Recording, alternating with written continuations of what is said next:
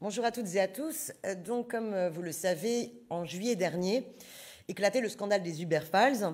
Vous aviez un lanceur d'alerte, l'ancien lobbyiste de chez Uber, Mark McGann, qui transmettait énormément de données au consortium de journalistes qui ont pu révéler non seulement à quel point Uber avait développé un lobbying extrêmement agressif, assumant pleinement de vouloir imposer un état de fait à l'état de droit, assumant pleinement à la fois le non-respect de la législation, qu'il s'agisse du Code du travail, de sécurité sociale, de la concurrence, de la fiscalité, mais en même temps en n'hésitant pas à, ma foi, payer des études économistes dont les conclusions étaient déjà dans le bon de commande, à la fois faire de la corruption vis-à-vis de chauffeurs VTC pour pouvoir organiser le chaos des manifestations, enfin bref. Et surtout, les révélations des Uber Files montraient à quel point il y avait eu au sein de l'appareil d'État une écoute extrêmement attentive et facilitatrice pour l'implantation d'Uber, en la personne du ministre de l'économie de l'époque, Emmanuel Macron, puisque les médias révélaient qu'à travers les données des Uber Files, il y avait énormément d'échanges entre Emmanuel Macron ou ses proches collaborateurs et des hauts dirigeants d'Uber, et notamment 17 échanges très significatifs. Alors, nous aurons sur cette commission d'enquête parlementaire qui n'a pas encore terminé ses travaux, mais nous aurons jeudi auditionné organisé plus de 62 auditions et entendu plus de 120 personnes.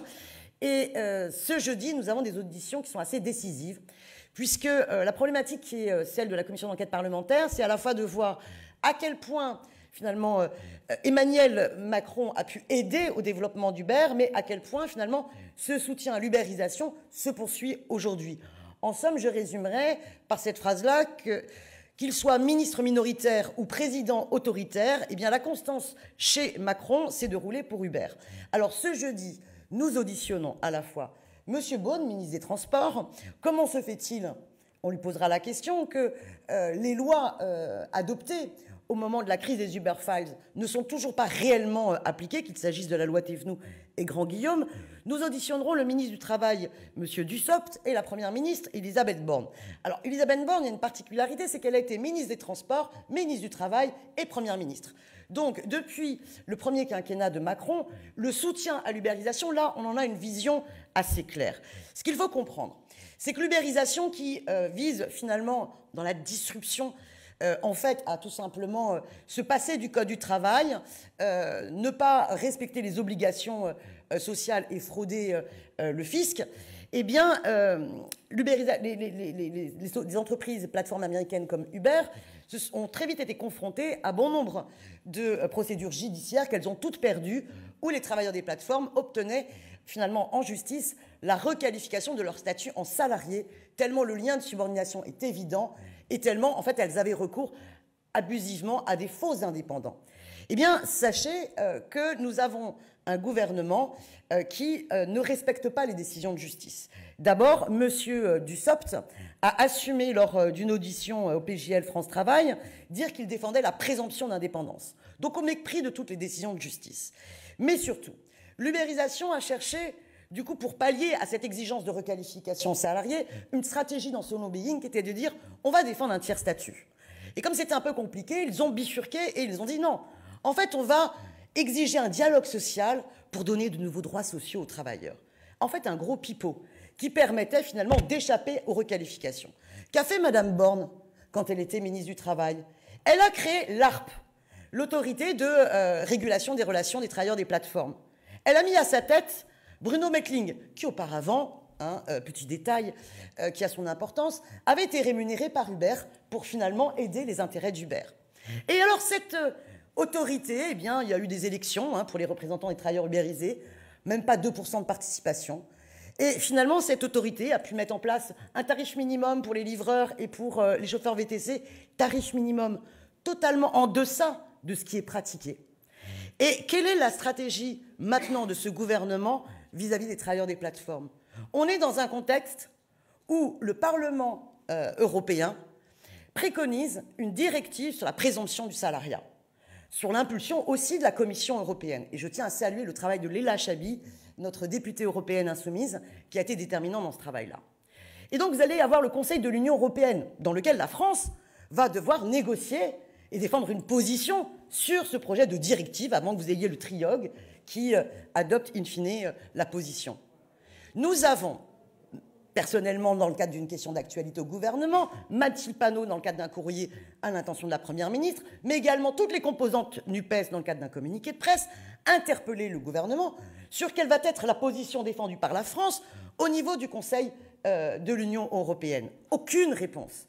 Aucune réponse, mais quand dans l'enquête parlementaire nous avons auditionné le SGAE, le secrétaire général aux affaires européennes, nous avons découvert que la France, en fait, cherche totalement à torpiller cette directive européenne, en rajoutant des critères, et puis en disant aussi « Ah, mais les pays qui ont organisé un dialogue social avec les travailleurs de plateforme peuvent échapper à l'application de la directive présomption de salariat. » Donc, nous avons non seulement, dans les affaires Uber Files, un ministre de l'économie qui a donc négocié avec une entreprise américaine qui bafouait volontairement le droit. Et je peux vous dire que dans les auditions des ministres Cazeneuve, Valls et Vidalis, ils n'ont pas du tout été tendres pour dire que c'était totalement inacceptable d'être en contact direct avec des entreprises qui bafouent à ce point-là l'état de droit. Mais en plus, nous avons un gouvernement aujourd'hui qui, dans l'opacité toujours totale, en refusant tout débat parce que nous exigeons, au nom de l'article 50, alinéa 1 de la Constitution, qu'il y ait un débat sur la position de la France sur cette directive présomption de salariat assortie d'un vote en transparence. Et j'ai, en tant que rapporteur, écrit aussi aux confédérations syndicales pour leur demander si elles avaient été finalement l'objet d'un dialogue social sur cette directive déterminante. Donc vous comprenez bien que ces auditions sont extrêmement importantes. De la même manière que ce gouvernement sur les retraites piétine la démocratie, sur cette question si essentielle du salariat, avant le débat sur la loi France Travail, eh bien, il refuse la démocratie. Or, eh bien, l'ubérisation dépasse bien le domaine du transport et de la livraison et s'entend à de nombreux secteurs d'activité. Et ces auditions permettront aussi de montrer la duplicité du gouvernement qui, d'un côté, BPI France donne des sommes, et parfois très conséquentes, jusqu'à 2 millions d'euros à des plateformes, alors que de l'autre côté, eh bien, on se rend compte que ces plateformes font des activités illégales, notamment dans le domaine de la santé. Et nous auditionnerons également les dirigeants d'Uber, parce qu'ils ont donc des comptes à rendre, surtout le caractère illégal de leur lobbying.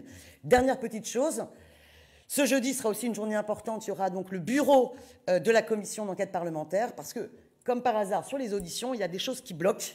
Et pour l'instant, le président, qui est M. Benjamin Haddad et membre du groupe Renaissance, eh bien, s'oppose notamment à l'audition de certaines personnalités, notamment Emmanuel Lacresse, qui était l'ancien membre du cabinet d'Emmanuel Macron, et le nom ressort dans énormément d'auditions, pas simplement comme celui qui faisait la facilitation des relations entre le ministre de l'économie et les dirigeants d'Uber, mais aussi celui qui était considéré, par exemple, pour reprendre les propos de M. Vidalis, alors ministre du Transport, eh bien, finalement, un véritable comportement de représentant d'Uber. Donc, voilà où nous en sommes, mais cette question de la transparence sur le débat sur la directive présomption de salariat est extrêmement importante.